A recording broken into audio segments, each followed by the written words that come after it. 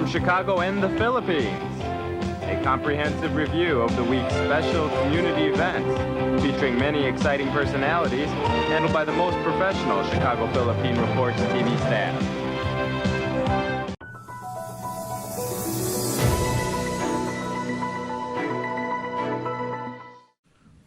There is a new anti-corruption body in town.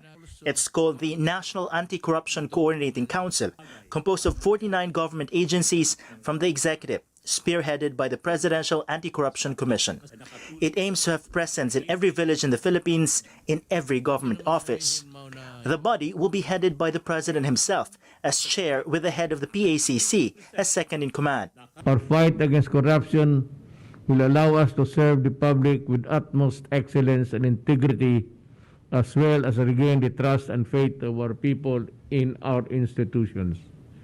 Let us work together to fully realize our dream of a corruption-free Philippines.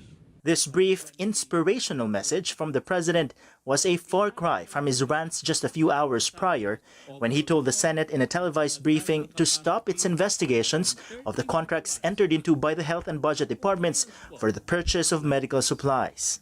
But this early, many are doubtful the new body will ever achieve anything significant. Bayan Secretary General Renato Reyes Jr. points out the body will be under the office of the President and is not expected to investigate him, even as the issues raised in the Senate hearings might reach his level. Bayan Muna Party List Representative Ferdinand Gaite suspects the timing of the launch of the new body, barely a year left in Duterte's term, saying this could be because those named in the transactions are inching closer to people in Malacanang. For fellow Bayan Muna Party List Representative Carlos Zarate, the new body is a means to save face because Duterte's anti-corruption drive is turning out to be a sham, like his anti-drug campaign. During the launch, Belica likened the National Anti-Corruption Coordinating Council's approach to those adopted by the government in the drug war and in its anti-insurgency efforts, where village units were activated. The anti-corruption committees, may babato mo kaagad ng mga information na naririnig mo na hindi naman validated para malaman kung ang katotohanan nito. Kung totohanan po ito, na-address po kaagad ng anti-corruption committees. But Zarate warns this could lead to red tagging, squid tactics, human rights violations, and targeting of Duterte's critics. There are also several anti-corruption bodies already existing. Among them, the Ombudsman and the Commission on Audit, as well as the DOJ-led Task Force Against Corruption and Belica's own PACC. Belica explains the PACC's powers are limited since it was created by virtue of only an executive order, and its mandate extends only to presidential appointees. It is not clear, though, if the new body created through a memorandum of agreement will have more teeth than the PACC itself. There was also one question Belica was no longer able to answer: how to reconcile the President's statements against the Senate probe with his office's supposed goal of eradicating corruption. Canada's most populous province will soon require proof of full COVID-19 vaccination before entering bars, gyms, restaurants, and more. After Ontario broke the news on Wednesday, several hundred people marched through the streets of Toronto in protest. Some carried signs saying, "My body, my choice," and "Make Canada free again." While Ontario Premier Doug Ford was initially opposed to the idea on the grounds that it would create a split society, he said the spread of the Delta variant made additional steps necessary. Later this month, people will need proof to enter establishments, and next month, that vaccine information will be stored as a digital passport on mobile devices. Ontario follows 3 other provinces in the country opting for the passports. It's an issue that's featured on Canada's federal election campaign, where Prime Minister Justin Trudeau regularly criticizes anti-vaxxers. His government last month said it would mandate many workers, including all federal public servants, to be vaccinated. Trudeau's opponents, however, have suggested rapid testing as an alternative to vaccine passports. Via Times, vital news, vibrant views for the Filipino-Asian communities in Chicago. Via Times for your most interesting and exciting reading and your party coverages. Via Times has very interesting columnists. You name it, Via Times has it. Law, Filipino news, dentistry, immigration, humor, serious opinions, health, beauty, mysticism, Bata Corner, showbiz, and intelligently written editorials. Call Via Times at 773-866-0811.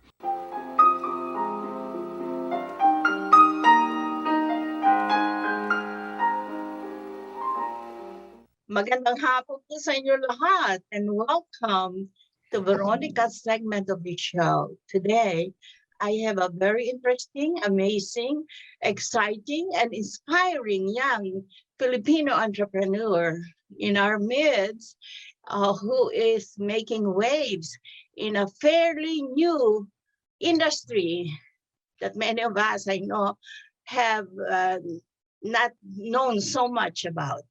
And if you want to know some more, let's welcome this very exciting fellow. His name is Chris Dairit or Christopher, right? Christopher, yes. And your nickname is Chris Dairit. Right. Dairit. And you were born here, right, Chris? That's right. Born and raised in Chicago. Born and raised in Chicago. And Chris is here today. He is the co-founder and COO or Chief Operating Officer of this firm called CoinFlip. Very interesting name too. And if you want to know more about CoinFlip, let's hear from Chris.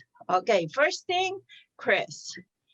I was reading your bio and it really amazes me that you have gone from being a nurse to a successful, I think you're really very successful now and will become more successful in CoinFlip. Now, please tell our viewing audience first, your startup as a nurse and what is e-cigarette and please tell us briefly about your background. Definitely, I think we all know it's never easy chasing a dream and going into business for yourself. As a registered nurse with a family, 2 young children, I took that chance on betting on myself, but it's been incredibly rewarding. You know, working in the ER in the past, I was used to putting in long hours and jumping from one crisis to the next. And it actually turned out to be great training for me, especially in the startup fintech space. Oh, right. So, well, somehow, many of us somewhere have to start and some kind of a job so remote from what we are doing these days. Yeah. And one of those is me. Anyway, okay, Chris, from nursing, you went to e-cigarette. What's e-cigarette? So, what happened was in the past, I practiced nursing for about 16 years. I was a trauma nurse specialist working in the ER in Evanston Hospital. I also was a nursing consultant in the North Shore system. So, what I did was I saw an opportunity because in the past I did use cigarettes, but I wanted to get away from it. Someone introduced it to me and it was a way for me to get off of it and eventually stop everything. It's definitely been a game changer for me. I saw that opportunity, want to give it to other people. So I worked very hard in getting people to transition to that and eventually stopping. And, I opened 4 retail stores in the Chicagoland area. I had a manufacturing and distribution plant based in Des Plaines that did domestic as well as international distribution. At the same time, I saw an opportunity with cryptocurrency. I was being introduced to it. And just a reminder to all the audience that at the time, the price of Bitcoin was $200. And now the price of Bitcoin is, I think, 50,000 plus. I saw an opportunity because I saw a way for people to get involved into finance and tech. I saw a big budding industry in cryptocurrency. I saw a lot of opportunity here. So I teamed up with some young men out of Northwestern University and we started up CoinFlip. And we started with 5 locations in the Chicagoland area. And then with that, we expanded. We're currently now in 47 states. We operate nearly 3,000 terminals across the United States, and we're growing. I think we're slowly seeing the adoption of regular fiat cash toward more of a digital platform, and CoinFlip is trying to make that accessible for everybody. So what is CoinFlip? Yeah, so what we did is we worked with a few different companies to develop a kiosk, and on this kiosk, what you're able to do is you're able to turn cash into Bitcoin. It's as simple as putting your phone number in, receiving a code, scanning a QR code for your wallet, and being able to send that particular cryptocurrency to that wallet for storage. And what happens is you get that cryptocurrency in about 5 to 10 minutes in your wallet for you to control. So you mean to say, if I have about $1,000 right now, and I would like to turn that into what do you call Bitcoin? Bitcoin? Bitcoin. Would you? What is the return for my dollars? Yeah, very good Would question. it be the same as like $1 is equal to one flip coin? Yeah. How does that work? Yeah, so Bitcoin is a decentralized currency, and with that, the price is constantly changing. Kind of similar to what you'd see in the stock market, where if you had stocks, it would constantly adjust. But with Bitcoin, you're seeing that 24 hours and every second, that price is constantly changing. So, it can go up and it can go down. I think it's important for the viewers, especially if you want to get involved in cryptocurrency or Bitcoin, you do your research. And with that, understanding when you feel is the right time to buy and when it's time to invest. I think with CoinFlip tries to make that a much easier process by charging some of the lowest rates in the industry and having access with a physical station to put that cash in there and send that Bitcoin to your wallet. Now, you're asking, well, what's my rate of return? Well, there truly isn't no rate of return that I can tell you. I mean, it's constantly changing, but I will say that for the past 10 years, Bitcoin has outperformed the Dow Jones as an investment, a long-term investment. And I see definitely huge opportunity. And Tita, just for insight for you, like one Bitcoin right now is about 50,000 US dollars. Oh, so it fluctuates. Yes, It is decentralized. That's right. So it doesn't go to our central bank, right? So, so the way it works, it's just like you're playing with the stock market. I would say there's some similarities to it, definitely some similarities, but it's actually truly a currency similar to how you would compare the US dollar to the Philippine peso. That ratio is constantly changing. And what you're seeing with Bitcoin is you're seeing something very similar like that. But consistently, it's been outperforming a lot of investments in other industries. But I think it also allows a lot of freedom for individuals. Think about our family in the Philippines. If you want to send cash, what are your options? Well, Bitcoin is becoming an option now that you can send cash or cryptocurrency, pardon me, to family members in the Philippines in 5 minutes. And then they can then convert that into an app and use it to pay bills or buy goods for themselves or their family. So when you send a remittance in the Philippines, like I want to send $500 every month, and I would, instead of using a dollar, the dollar monetary system, I would use the flip coin, right? Well, you can use the CoinFlip network to purchase cryptocurrency. Bitcoin is primarily the one that's in most demand. And then if you had family members, you can then forward that to the family member, and they can use it to pay the bills as needed, or utilities or goods for themselves. I think it's a way of banking across borders, and I think that there's a lot of opportunity there for people in other countries, such as the Philippines, that they can get involved in cryptocurrency that's growing. I think that the Philippines is showing a lot of initiatives to be involved in that crypto space. Are you in the Philippines now? No, not yet. No, we will be. That's a plan that I have in my mind. My family. I'm sorry. This is global, right? Will be Definitely. And my family being immigrants from the Philippines, I want to have the same opportunities that we have here in the States for our Filipino brothers and sisters, and being able to have that financial freedom, and not being tied to one specific currency. I think that Bitcoin is a great opportunity, and it allows a lot of freedom to individuals, an opportunity.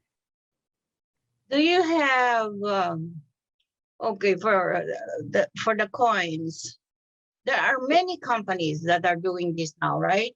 Or around Yes. how many companies just in the US alone? Well, there's thousands of different cryptocurrencies available on the market. Of course, I try to stick with the more of the top 10 more traditional coins that are, more reliable and trusted. That's my opinion. But in terms of the ATM or space where people are operating Bitcoin ATMs, there's quite a bit. There's quite a few big players in the industry. And this is where I kind of go to the people, and I talk to people about getting involved. And, if you're scared, a Bitcoin ATM is available for you. And you can start with as little as $20 just to kind of learn and understand the process of how to store and how to access your wallet and how to send and how to receive. I think it's important because I truly believe that this is the future of the industry. But I also warn people that, before you go into, a Bitcoin ATM and utilize it, I think it's important that people do the research and understand that there are rates involved with that. And CoinFlip is very, involved in terms of making sure that this accessible for everybody at a reasonable rate. That's part of the reason why we have the lowest rates in the industry. I also think it's important that when people have that experience and understand and how to store it, how to use it, they continue to get more involved and understand what cryptocurrency is about. Okay, Chris. In other words, CoinFlip is based, or what it does is you build ATMs, some kind of ATMs around the country. That's right. So about 3,000, correct. And we don't build them. What we do is mainly we operate them. I'll let you. And we operate them and we enable different cryptocurrencies. And we also put our own, what we call KYC, or know your customer. And that's to ensure that everybody using our network of terminals is doing the right thing. We want to make sure that we build legitimacy with this industry and make sure there's compliance involved in every conversation. So I think that's also very important. But yes, we really focus on operating these network of over, nearly 3,000 Bitcoin ATMs across the United States. And people can, like I said, put cash in and get that cryptocurrency of their choice out, sent to their wallet for control. All right. It's really, really very new to me. But okay, for your ATMs, I would, for example, how do you do it? How does a company make money?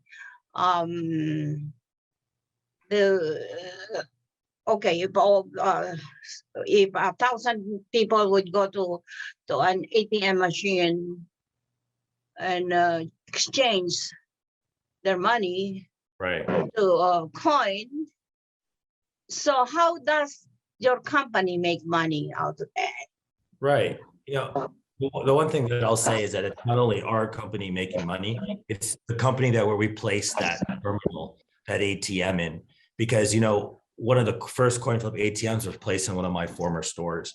And my biggest role, like when I first came onto this company for when we first started, was helping business owners see the opportunity and advantages of having a Bitcoin ATM on site on their business. Back then it was such a new concept. But, back to your question in terms of that, what we do is we take the spot price or the market price of Bitcoin and we mark it up to 6.99 above market. And that's the spread that we take. And so we guarantee that that cryptocurrency or that Bitcoin that you're purchasing is going to the wallet that you scan at our network. And we guarantee that you're going to get it. With that, we have our 24-hour customer service so that you can call them anytime if you have a question. Hey, I'm having an issue. I don't understand what to do. They'll walk you through that process. And for the store owner, we pay them a flat rent in addition to a portion of revenue share. We bring hundreds of customers to their store. And I think that's the really exciting aspect, is that these stores don't realize that, an ATM that's taking 1.5 square feet of their store space or floor plan, well, is that essentially bringing an additional 2, even 300 customers to their business. And with that, they're going to have passive income and also have increased sales because those people are coming in. That's one thing that attracted me with your write-up about the company. The personalized customer service. It's really, nowadays, you cannot find anything like that anymore. You keep on talking to the machine and keep on following the prompts. And even though I hate it, I have to do it. It's hard to ask for, can I talk to a person, please? Right. We're always pressing that 0 button or something. That impressed me. Oh, yeah. All right, 24 hours customer service. That's Yes. something else. And wow. Wow, really, wow. To your company. I think that a lot of businesses are kind of forgetting that how important customer service is. And, being myself, just like you described, is that when I make a call, I want someone to pick it up. So what we've done is we've created that in-house in the United States, or in Chicago, pardon me, and we've trained them. And with that, we're offering opportunity to people to work in the United States or in Chicago and offer a great paying job where they can work from home and answer phone calls and have that excellent customer service for CoinFlip. Something that I'm very proud of. One of the positions that I really built, one of the teams I built in the company. How big is your company and how many employees do you have nowadays? So right now, we're just a little insight. We're moving to the old post office, which is a landmark in the Chicago area. Congratulations! The new post office building is where you're located right now. It's very impressive too. I used to go there when it was an old post office, and now that they converted it into, I think, business establishment all over, right? Are there so many? What they do is open it to several businesses to rent. That's right. There's huge companies there. Yes, definitely. One of Walgreens' new future stores are going to be there. CoinFlip's headquarters is going to be there. It's right under 50,000 square feet. State-of-the-art amenities. We provide the best atmosphere for our employees. It allows our company to grow and expand the staff and scale the company truly. We have nearly 200 employees working in the United States right now. And, as we continue to expand internationally or more domestically, we're going to continue to grow. And there's a lot of opportunity for everybody to jump on this and learn. It's such a new industry. We want to get people involved. And, in terms of growth, we've talked a little bit about that we've been adding new streams of revenue. We're also reporting record growth. Just a little insight, we won Crane's #1 fastest growing company in the Chicagoland area for 2020, nearly 1.8 million% growth over 5 years. Our last numbers last year was 60 million in revenue. Our outlook for 2021 is double that, at 100 million, and over 1 billion in transaction volume at the network of terminals. We've also added other streams such as our CoinFlip trade desk, where people don't have to use cash. They can make a call and they can send a wire or ACH and have that Bitcoin sent to them. We're a trusted company, and you'll always have someone to talk to on the phone. Wow, and all those businesses will be using your ATM machines in your place. Yeah. Do you have ATM machines there? Okay. It's just so mind-boggling where you're going from here. And I wish you good luck and more success to what you're doing. And one last word to get our viewers who might be interested to hearing more about the coins, crypto. First of all, I'd like to tell all our viewers is that cryptocurrency isn't just for the rich. It's an opportunity for financial freedom for everybody. for us to learn about something that's a new industry that's growing so fast. You don't want to be left behind. And I really urge our viewers to check us out at coinflip.tech, TECH. And looking for a terminal near you, call up the 24-hour customer service and ask some questions and see if you can learn a little something about Bitcoin and maybe try visiting. And it can be, like I said, as little as putting a $20 bill in and really learning. And just a little insight to you guys, like I said earlier, when I started this company, Bitcoin was at $200 per Bitcoin. Now, and that was just under 6 years ago, and now Bitcoin is over $50,000. It's never too late. It's time to learn. Time for, a lot of industries are leaning toward blockchain technology, whether it's healthcare or banking. Learn, get up to speed, everybody. It's time. I really urge the Filipino community and all Americans to really get involved and learn. Wow, it will really be nice to invest in your company. If you have some money out there, you invest in the coin flip. And also, I really would like to tour your new place at the new post office, Chris. One of these days, if I find time, if you have time. I think you would love to. We'd love to have you over, and I think you'd be impressed by our facility and what we're offering. So please, I'd love to set up a day once we're all settled in, so we can take a little tour. All right, great, terrific. I salute you and congratulate you for what you're doing in this new industry. Really, really new to us, but it's something that will really take place, and it's making waves right now and more waves later on. Right, Chris? That's right. And do you still speak Filipino? Oh, no, my family is Kapampangan, but I do know a little Tagalog. What is maraming salamat po sa inyong lahat in Kapampangan. Oh, I wish I can help you with that, but I can tell my viewers who don't understand Tagalog. Thank you very much for listening. Okay, all right. Chris, such a very young man, very successful entrepreneur. Thank you for gracing our show today. And thank you, everyone. Maraming salamat po sa inyong panonood. Ako po si Veronica. Enjoy the rest of your weekend. Bye, Chris. Bye, everyone. Thank you. We would like to welcome all of you to Baladna Jewelry. We have a very big selection of 21 karat gold jewelry imported from the Middle East, from Dubai, Saudi, and Bahrain. And we have a very big selection of diamond. We offer free financing for 6 months, and we have a layaway system which you can leave your stuff for 3 months. We repair gold and we buy old gold. Welcome to Baladna Jewelry. Salamat po. Good morning, viewers, and I'd like to thank you all for tuning in today. I'd like to share a couple of passages from Philippians chapter 4, verses 6 and 7.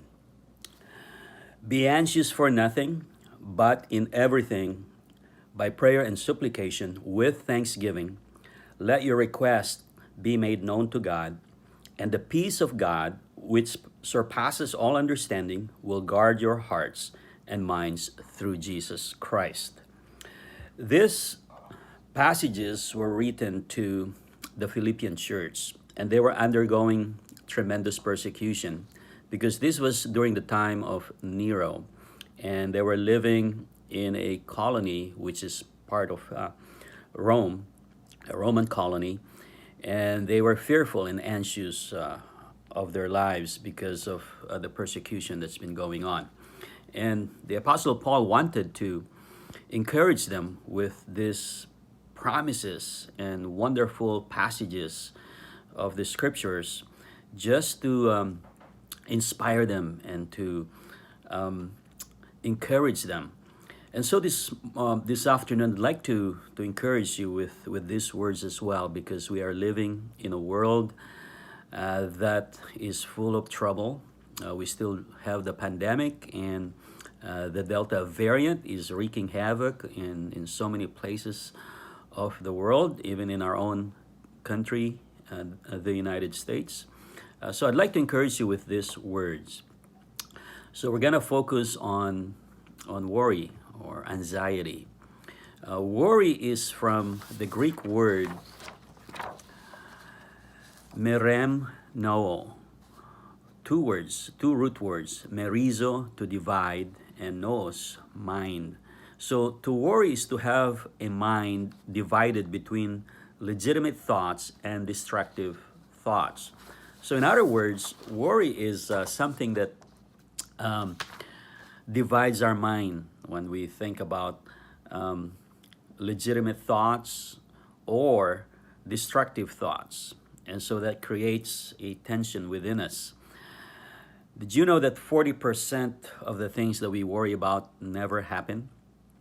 30% are related to past matters that we don't have any control over.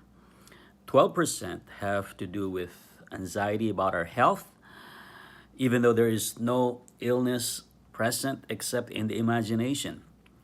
10% worry about friends and neighbors, and in most cases, there are really no reason for anxiety. Just 8%, notice this, just 8% seems to have some basis in reality. So in other words, most of the things we worry about never happens. And so that's why I'd like to encourage you with these words today. If you are worrying or anxious about something, about where the world is going, in your own circumstance or situations in life, be anxious for nothing. Don't worry about anything. But, see, the Apostle Paul did not end there. He said, but in everything, by prayer and supplication with thanksgiving, let your requests be made known to God. And so he's encouraging us to pray and to turn to God and to depend upon Him, to call upon His name in the days of our troubles, so that we can have that confidence to keep going in life, because we know that the great God of the universe is with us. He is there to walk with us. And prayer allows us to have that experience where we are depending on God and we are putting our trust in Him. And the Apostle Paul did not end there. He said, be anxious for nothing, but in everything by prayer and supplication with thanksgiving. He encourages us to give thanks to God, to have that attitude of gratitude. Prayer is good. It gives us that connection with God, but coupled with thanksgiving, it becomes even more powerful. Okay? And then the result is this: let your requests be made known to God, and the peace of God, which surpasses all understanding, will guard your hearts and minds through Jesus Christ. So this is a great promise. You will have that peace that surpasses all understanding. It's a supernatural kind of peace. It's a peace that the world cannot give nor understand. It's a peace that only can come from God. And the question is, does prayer change our situation all the time when we go to God? Does He change our situations, and whatever we want, He will grant? Well, not all the time. But this one thing I can assure you: prayer can change you from within. Your attitude towards your circumstances and situations in life. You will have that change of attitude, especially when you couple it with thanksgiving.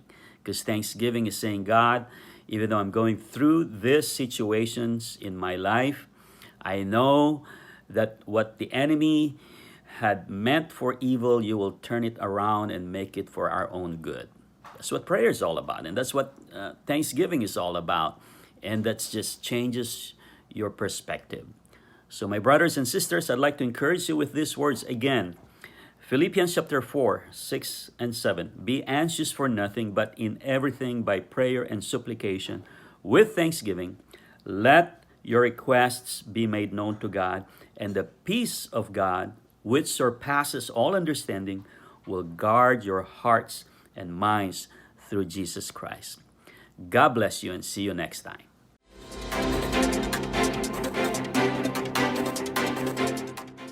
Good afternoon. This is Bridget Carino-Quetter bringing you this week's local news from our community.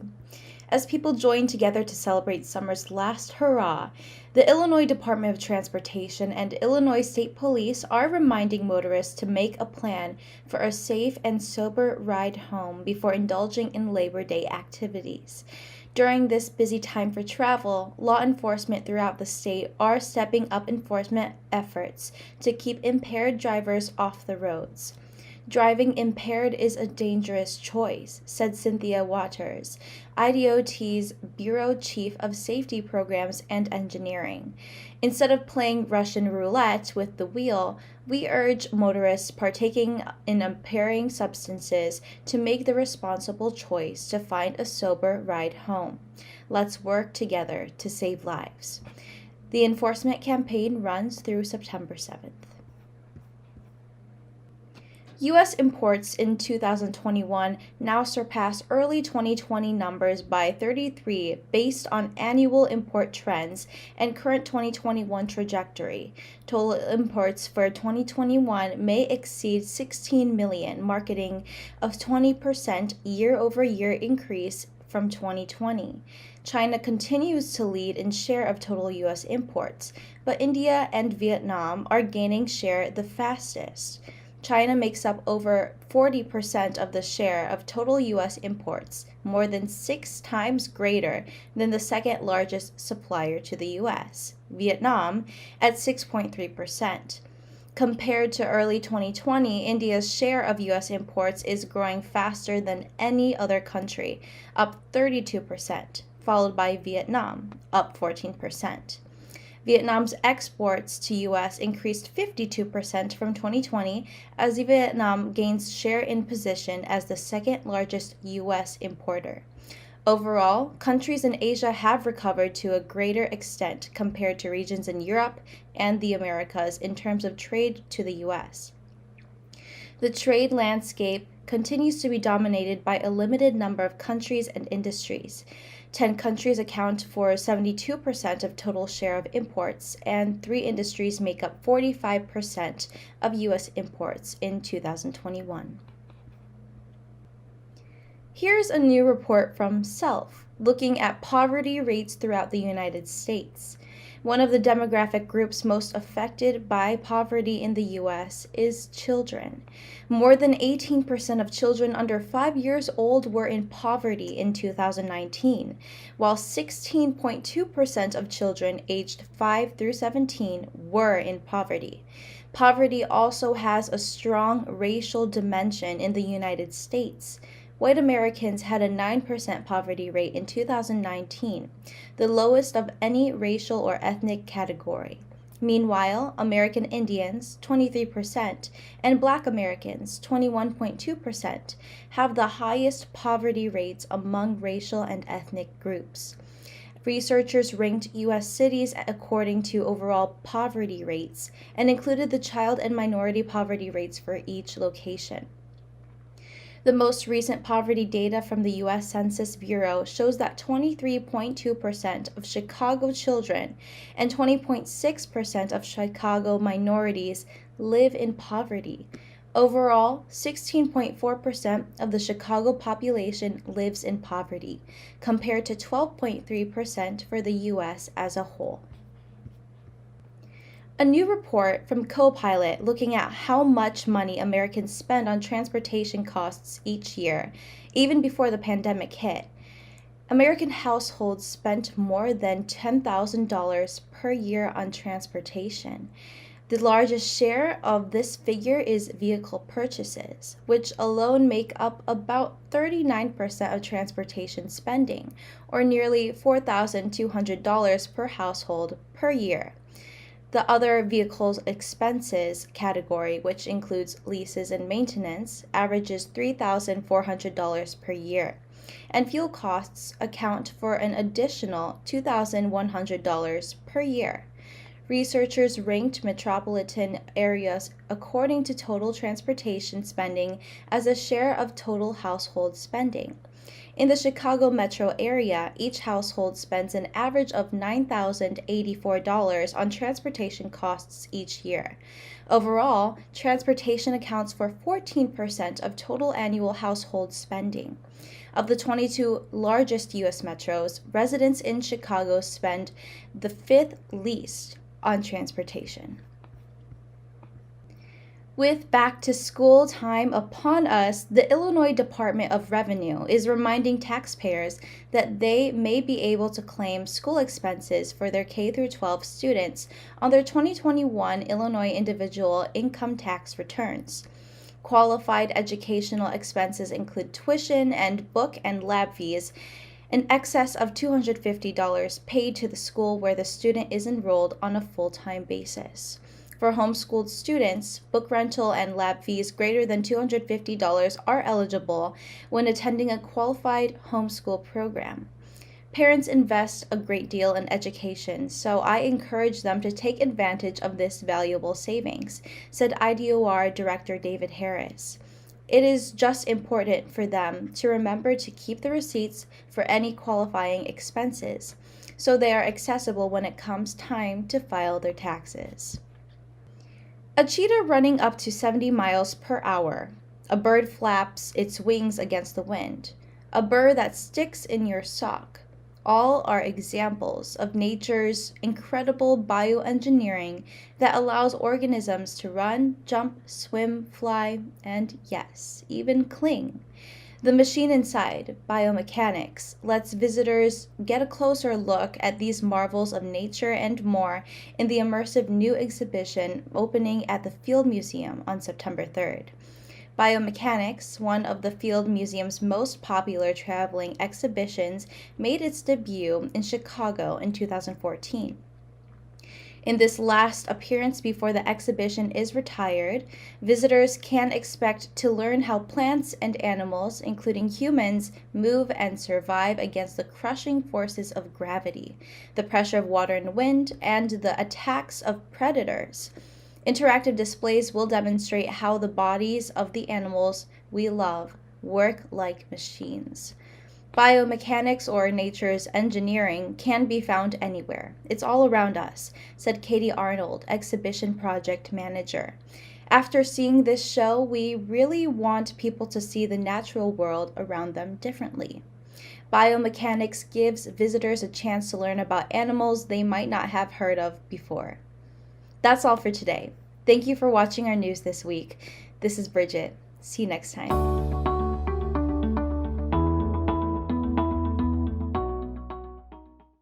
Hi, I'm Dr. Harold C. with the Chicago Eye Institute. We're located here at 5086 North Elston Avenue. In this segment, I wanted to discuss with you a disease which affects 34 million Americans, and that disease is diabetes. The CDC estimates 27 million Americans have been diagnosed with diabetes, which leaves a whopping 7 million that have gone undiagnosed. In fact, approximately 88 million Americans have been diagnosed with pre-diabetes. That's approximately 1/3 of the entire US population. So, how does diabetes affect the eyes? Well, diabetes affects the body by causing damage to the blood vessels. In fact, it causes damage to the lining of the blood vessels. Now, those blood vessels, which affect the end organs, are affected first, such as the hands, the toes, and especially the eyes. What happens is that as the lining of the blood vessels become affected, these vessels become leaky. And so we're looking for any leakage or bleeding inside the eye. So it's important that if you've been diagnosed with prediabetes or diabetes, that you come in for a dilated exam so we can find out whether or not you have any signs of diabetic retinopathy. Now, for the most part, most patients with diabetes have no problems in the back of the eyes. And in fact, most patients leave here with just the instructions of keeping their blood sugars under control. The numbers as ophthalmologists that we aim for is 120 blood sugar on a daily basis. Hemoglobin A1C, which is a more accurate measurement of how well the blood sugar has been controlled, ideally should be 7.0 or under. Now, That control can be dealt with your primary care physician. If we do detect any leakage or bleeding in the back of the eyes, it's important then that we send you to see a retina specialist to determine how much and where. And in fact, the treatment may consist of injections inside the eyes, lasers, or even surgery. So if your diagnosis is diabetes, or if your doctor says you are on the cusp, it's important to make an appointment and come on in to see me. We're here again at 5086 North Elson Avenue at the Chicago Eye Institute. Feel free to call us at 773-282-2000, or you can find us online at thechicagoeyeinstitute.com. Again, I'm Dr. C, and thank you for your time.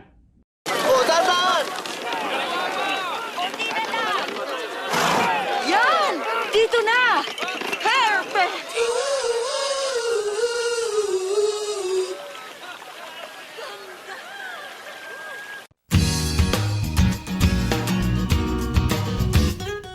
Good afternoon, ladies and gentlemen. This is Melody Dizon, your Health Matters host, and today I do have a special guest. He is very special because he is a really nice person. No, he is a wealth of information, and I always promise to you that I will always bring people on board on the show, can give us tips or any ideas or how we could have a healthy and happy living. So with me today is Dr. Ravanam. I call him Dr. R. Hi, Dr. R. How are you today? Hi, Melody. How are you? I'm good. So, obviously the thing that's going around now, and you hear on the news, the Delta variant. As I know, Dr. Ravanam, you do have a visiting practice, home visiting practice. Is that correct? Yes, I do. Okay, so then that means that your physicians are visiting at home, just wanting to check how are the Delta variant people compared to the regular traditional COVID-19 people? What have you seen? Any difference as far as severity of the disease, as far as, how they're doing it, coping with it? A lot of our COVID infected people have had not so good outcomes. Okay. And a lot of them, at least 15% of the survivors to 20% have become into a long hauler category. And the rest of them, most of the patients have comorbid factors. Right. So that actually increases the severity of the disease process itself. Now, with the Delta variant coming into play, which originated in India, I heard, yes. Yeah. It is a scary situation right now. I would encourage everybody masking, distancing, vaccinating, right, and hand washing for clearly 20-25 seconds with vigorous rubbing and scrubbing with a soap. That's right. Detergent, anything. That's right. Otherwise, you're never going to get it under control. And that's the only way to do it from all the stuff that you had mentioned. But Doc, have there been any patients who's refusing the vaccine? And if there is, how have you talked? How do you deal with them? How do you go forward with those patients? Don't get me started. Okay, me too. I'm the same way. I'm so passionate about that. I'm like, Well, there are people who are have their own questions and doubt, and some of them flatly refuse, and we counsel them the best we can with our providers, and then we have our separate special segment of behavioral health specialists, counselors, thank you, who then are brought into play to counsel them on health issues and health maintenance and care, basically. And we are happy to report that we are able to convert them into believers of a vaccine. Right. Not for them particularly, but for their loved ones and their family. Because most of our patients are typically homebound and cannot care for themselves. Right. People associated around them who take care of them also have to be confident that the patient himself or herself is not infected. So we employ the behavioral health specialists to go and counsel them on receiving a vaccine. I think that's really, really great. And to think, I didn't even think that far, because you're right. They're coming from somewhere. They're very adamant about not taking the vaccine. They're not adamant. I would say they're misinformed or ill-informed. So our counselors, I forgive me for cutting you short on your segment. Our counselors educate them and say there is nothing to be afraid of for the shot. No other microchip is placed in the vaccine. But having said that, since I come from a little scientific background in vaccines, which I will not disclose, each and every batch has a small protein molecule attached to that batch. And the batch could be 100,000 vaccine batch. Right.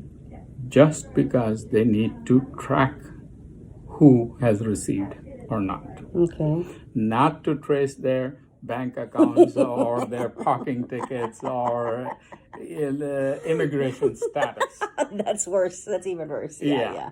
So they just want to make sure that they can track who the 100,000 patients are who received it, if there's anything wrong with that batch. I see.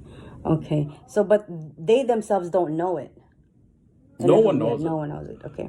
No one knows it. It's very, very kept secret and only will be dug into if and there when. is If any and when. issue. Correct. No, and I get it, because then, what if, just say something were to happen? I guess they have to do that fail-safe mechanism, but there's something to go back to. Something wrong with the batch. Say a crop of some adverse effects in that particular group, then they can go back and trace and see if that batch of vaccine was in fact gone through all the quality measures that were supposed to happen in the right way or not. Yeah. And then they can correct it. Correct. If they can be corrected. That's all they need. That's all is the reason why they put that tag. Yeah, on that thing. Yeah. In your place of work, Doc, do you, because I get this all the time, questions, and they're like, are they allowed to mandate vaccination for coming to work? Because there's a lot of spiels right now going on about that. I would say that it should be a mandate, because if the workplace draws patients who are sick, then the workers at that workplace should not be the one who's spreading the source. I truly get that. That's my opinion. It's not a mandate in my office, but all have the vaccine, except those who were pregnant, lactating at that time. Right, exactly. And they can now they want to go back and start getting their immunization. That's true. You hear people saying, "Oh, it's my right. I don't need to inform you about if I have the vaccine or not. It's HIPAA violation, and it's my freedom." Well, sometimes they just kind of get off the track. Yeah, off the track. I said, where's the reasoning coming from? I think we're thinking more and above beyond that. We're thinking about keeping you alive, keeping everybody breathing and well. Everyone has their rights. I respect that. But every other person sitting next to you also has their rights. Thank you. Right. So if the other person is masked or didn't come and give you a shake hand or did not sit close to you, keeping their distance. Respect that. That's right. I agree. So, and if everyone stays united, the saying goes, united we stand, divided we fall. Right. And then you've seen that statement coming true again and again. Yeah. The new crop of patients who are coming into the hospitals are the ones who were not vaccinated previously. Yeah. So that's a fact. That should That is a be fact. Yeah. indication or a signal for people to go and get vaccinated. That's right.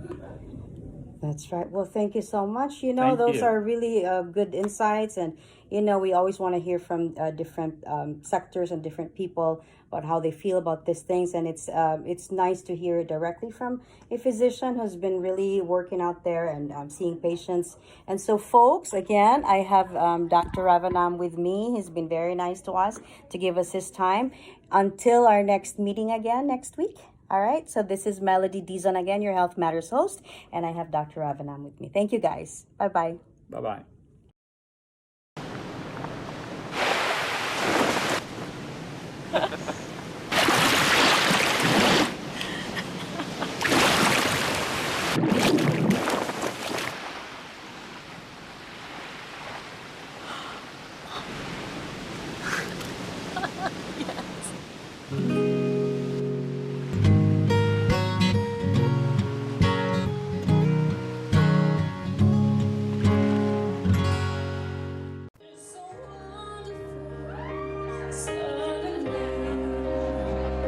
It's hard to believe.